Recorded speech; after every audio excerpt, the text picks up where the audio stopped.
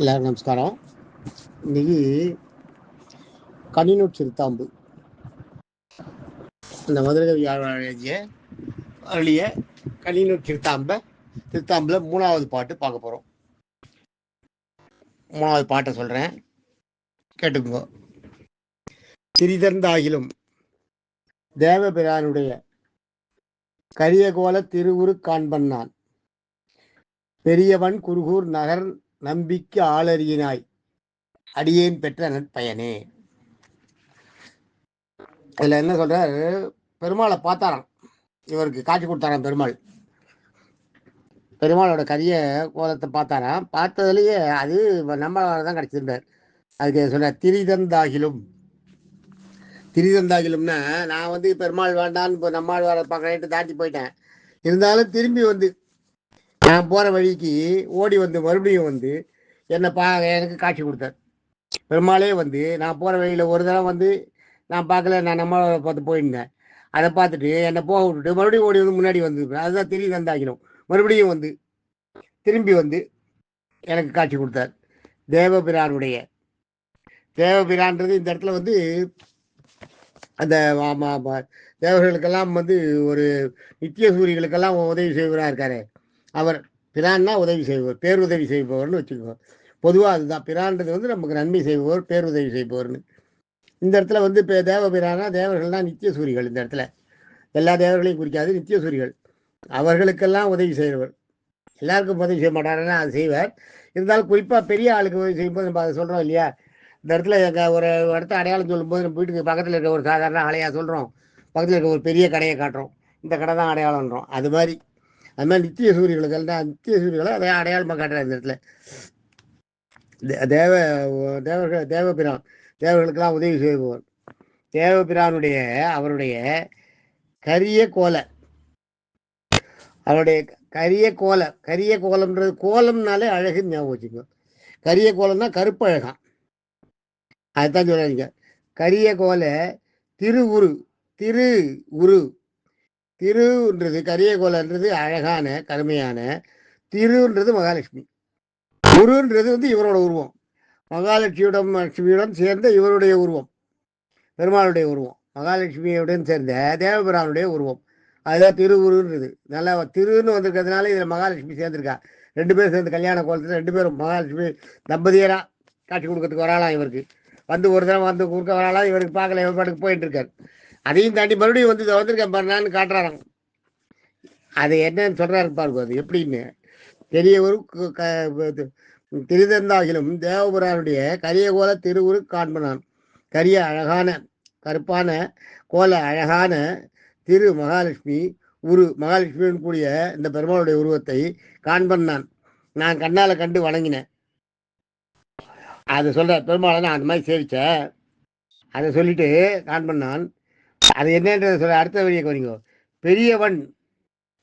பெரியன்னா பெருமாளை விட பெரியன்னு அர்த்தம். அந்த இடத்துல பெருமாளை விட பெரிய அப்படி சொல்றாரு. அவர் சொல்றது அதான் சொல்ற. பெருமாளை விட பெரிய வன்குருகூர். வன்னுன்னா இந்த இடத்துல வள்ளல் தன்மை அப்படி வச்சுக்கணும். ஏன்னா எல்லாருக்கும் நம்மாழ்வார் நல்லது பண்றாரு இல்லையா. அதனால பெரிய வன்குருகூர், வள்ளத்தன்மையுடைய குருகூர் நகர் நம்பி. குருகூர்ன்றது ஆழ்வார் திருநகரி. ஆழ்வார் திருநகரிக்கு நம்பின்றது காவலன். நம்பின்னா நம்பிக்கையானவன், அரசன், எப்படி வேணாலும் எடுத்துக்கலாம். பெரியவன் குருகூர் நகர் நம்பி, அந்த நம்பிக்கை, அந்த பூர்ணமானவனும் பூர்ணமாக வணங்குற அந்த ஆழ்வார் திருநகரில் இருக்கிற அந்த நம்பி. யாரு நம்பி? யாரு? நம்மாழ்வார். ஆழ்வார் திருநகரில் இருக்கிற நம்பி நம்மாழ்வார். நம்பிக்கு ஆளறிய நாய். இந்த இடத்துல ஆள் உரிய நாய் இருக்கும் பாருங்க. ஆளறிய நாய்ன்றது ஆள் உரிய நாய். ஆள் உரிய நாய்னா உரிய ஆளாய், அப்படி திருப்பி போட்டுக்கணும். உரிய ஆளாய், பணி ஆளாய், அவருக்கு உரிய ஆள் தான், அவரோட ஆளு அப்படின்றவன். இவன் அவங்க ஆளு, இவங்க ஆளுன்றவன். அது மாதிரி நான் நம்மளோட ஆளுன்றார் இவர். அவருக்கு ஆளு உரிய நாய், உரிய ஆளாய், பணி ஆளாய். அடியேன்றது இந்த இடத்துல அடிமையாகிய நான் அப்படி எடுத்துக்கணும். ஏன்னா நம்மாழ்வாருக்கு ஒரு அடிமையா இருக்கார். நம்மாழ்வாருக்கு அடிமையாகிய நான். பெற்றன்றது இந்த இடத்துல சாதாரணமா பெற்ற எடுத்துக்கணும். ஆழ்வார் கருணையால் பெற்ற, நம்மாழ்வார் கருணையால் பெற்ற அப்படி எடுத்துக்கணும். நம்மாழ்வார் அளித்த அந்த கருணையினால நான் பெற்ற நன்மையே, நன்மையேன்றது அனுக்கிரகமே, அருளே, அது மாதிரி எடுத்துக்கலாம். அவர் வந்து அதை இது இப்போ என்ன சொல்றாரு புரியுதா உங்களுக்கு? பெருமாள் தேவபிரான் வந்து நம்மாழ்வார் நம்மாழ்வாரோட இவருக்கு மதுரை காட்சி கொடுக்கறதுக்கு பெருமாளே வராராம். பெருமாள் எப்படி வர்றாரு? அவர் மட்டும் வரல, அவரோட மனைவி மகாலட்சுமியோட சேர்ந்து வராராம். தம்பதிகளாக வராராம். இவர் கவனிக்கல, இவர் பாட்டுக்கு போயிட்டு இருக்காராம். அப்புறம் மறுபடியும் வந்து பெருமாள் வந்து இவருக்கு காட்டுறாராம், நான் தான் வந்திருக்கேன் பாரு, நான் வந்திருக்கேன் பாருன்னு. பார்த்த உடனே வந்து சேவிக்கிறாராம். இந்த கருணை எப்படி எப்படி அந்த கருணையை பெருமாளை சேவிச்சது வந்து பெருமாளோட கருணைன்னு சொல்லலை, இவர் பெருமாளோட கருணைன்னு சொல்லல. இந்த கருணை எனக்கு கிடைச்சது நம்மாழ்வாருடைய அருளினால கிடைச்சது அப்படின்றார். அந்த அளவுக்கு ஆச்சாரிய பக்தி. எப்பயுமே ஆச்சாரிய பக்தி ரொம்ப வசதி, ரொம்ப வசதி. பெருமாளை காலை பிடிச்சிட்டு விடுவா, தப்பு பண்ணால்னா தவறி அடியாரா விழுந்துருவா, அடியாரா விழுவாளாம். அடியார் தப்பு பண்ணா ஆச்சாரியன் காலில் விழுவாளாம். அடியார் ஏதாவது தப்பு பண்ணிட்டாரு வைங்க, பெருமாள் தள்ளி விட்டாருன்னா நேரம் ஆச்சாரியன் தானே அடுத்து அவர் காலில் விழுந்துருவாராம். ஆனால் ஆச்சாரியன் ஏதாவது தப்பு பண்ணா பெருமாள் தள்ளி விட்டாருன்னா நேராக பூலோகத்துக்கு தான் வரணுமா.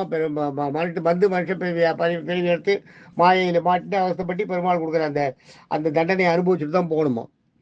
அதே நான் சாதாரண அடியாரை வந்து தள்ளி விட்டாருன்னா அவன் ஆச்சாரியன்கிட்ட வந்து ஊற்றுவாரான், ஆச்சாரியன் வந்து சேர்த்துருவாரான். ஆச்சாரியன் கூப்பிட்டு சொல்லுவாரான், போனால் போகிறது தெரியாத பண்ணிட்டான், நம்ம குழந்தை தானே, நம்ம குழந்தை தானே, தப்பு பண்ணிட்டான், விடுங்க பரவாயில்ல அப்படியே பெருமாள்கிட்ட ரெக்கமெண்ட் பண்ணுவான். பெருமாள் கேட்டுப்பாரான் ஆச்சாரியன் சொன்னான். ஆச்சாரியன் சொன்னால் பெருமாள் கேட்பாரான். அதனால தான் ஆச்சாரியனை வந்து ஆச்சாரியன் மூலமாக போகணுன்னுவா. நம்ம பிரபத்தி பண்ணிக்கிறதுன்னு பண்ணிக்கிறோமே, அதுதான் சரணாகதி பண்ணிக்கிறது. இதான் சரணாகதி. நம்ம வந்து நம்ம ஆச்சாரியன் தான் நம்மளுக்கு எல்லாமே இந்த சரணாகதி பண்ணிட்டா எந்த சூழ்நிலையிலும் நீங்கள் என்ன தப்பு பண்ணாலும் பெருமாள்கிட்ட ஆச்சாரியன் விட்டு கொடுக்க மாட்டாரான். அவர் பேசுவார் அவங்களுக்காக. பரவாயில்ல, நம்ம பார்த்து குழந்தை தானே, ஏதோ தப்பு பண்ணிட்டான், தெரியாமல் பண்ணிட்டான், விட்டுருங்கோ, சேர்த்துக்குங்கன்னு வரோம். பெருமாள்கிட்ட ரெக்கமெண்ட் பண்ணுவாராம். அதுதான் அதைத்தான் இந்த இதில் சொல்லுவார், இதை சொல்கிறார். இதில் இவர் வந்து இப்போ பெருமாளை பார்த்துட்டு போயிட்டு இருக்காரு. பெருமாளை பார்த்துட்டு பேசாத போயிட்டு இருக்காருன்னா அப்போ எவ்வளவு மனசில் ஒரு உறுதி இருக்கணும், ஆச்சாரிய பக்தி இருக்கணும். பெருமாளை பார்த்துட்டு போயிட்டு இருக்க, பெருமாள்னா நீ இப்போ நம்மாழ்வாருக்கு ஒஸ்தி, எனக்கு நம்மாழ்வார் தான் ஒஸ்தின்றாராம். போயிட்டு இருக்காராம். போனவர் இவர் கொஞ்சம் தூரம் போயிட்டு இருக்கா, என்ன இவன் பைத்துக்காரனாக நம்ம நேராக வந்திருக்கோம், நம்ம உருவத்தை கூட பார்க்காம நம்மளை கூட இவன் சேவிக்காத இவன் பாட்டுக்கு போயிட்டு இருக்காங்க. மறுபடியும் போய் நான் தான் வந்திருக்கேன் அப்படின்னு காட்டுறாராம் பெருமாள். நான் தான் தாயார் வந்திருக்கேன் உடனே தாயாரோட வந்திருக்காரு உடனே சேவிச்சாராம். பெருமாள் வேண்டாங்கிறது இல்லை, பெருமாளோட எனக்கு நம்மளோட தான் ஒஸ்தின்ற அந்த பேச்சு. பெருமாளை பார்த்த உடனே வந்து சேவிச்சாராம். சேவிச்சுட்டு என்ன சொன்னாராம், உங்கள் அருள் எனக்கு கிடைச்சதுக்கு எனக்கு நம்மாழ்வார் எனக்கு செஞ்ச புண்ணியம் அது, நம்மளோட அனுக்கிரகத்தால் தான் எனக்கு உங்கள் காட்சியே கிடச்சிதுன்னாராம். பெருமாள் என்ன சொல்கிறாராம், நீ நம்மாழ்வார் தாசன்றதுனால தான் நான் உனக்கு காட்சி கொடுத்தேன்னு சொல்கிறாராம். பெருமாளும் சொல்கிறாராம், நீ வந்து வேற யாராவது வேற நீ இன்னொரு நேராக அடியாரா நீ என்கிட்ட வந்திருந்தேன்னா உன்னை வந்து இன்னும் கொஞ்சம் காமிச்சிட்டு நீ என்ன ஏதுன்றதெல்லாம் தெரிஞ்சுருந்தான் படிப்பேன். ஆனால் நீ நம்மாழ்வாரோட தாசனாக இருக்கிறதுனால நம்மாழ்வாரோட தாசன் நல்லவனாக தான் இருப்பான், நல்ல இறை பக்தி இருக்கிறவனாக தான் இருப்பான்றது எனக்கு தெரியும். அதனால் நம்மாழ்வார் தாசன்றதுனால உனக்கு வந்து காட்சி கொடுக்கறதுக்கு வந்தேன்னு சொன்னாராம் பெருமாள். ஆக இதுதான் இந்த 3வது பாட்டோட அர்த்தம். நீங்கள் உங்களோட பெருமாளே வந்து திருப்பி திருப்பி காட்சி கொடுக்குறார். திரிதந்தாகிலும் மறுபடியும் வந்து காட்சி கொடுக்குறார். காட்சி கொடுக்கும்போது இவர் கவனிக்கல. அப்புறம் பெருமாளே கூப்பிட்டு நான் வந்திருக்கேன்னு சொன்ன அப்புறம் காட்சி கொடுத்த உடனே சேவிக்கிறார். சேவிச்சுட்டு என்ன சொன்னால், எனக்கு நம்மளோட கருணையால் தான் உங்களோட இப்போ இது கிடச்சிது, எனக்கு காட்சி கிடச்சிது, இல்லாட்டா உங்களை சேவிக்கிறதுக்கு அந்த அனுகிரகம் எனக்கு கிடச்சிருக்காதுன்னு சொல்கிறாராம். அந்த அளவுக்கு நம்மளோட மேலே பக்தி படைத்தவர். நாளைக்கு 4வது பாட்டை பார்ப்போம். தேங்க்யூ.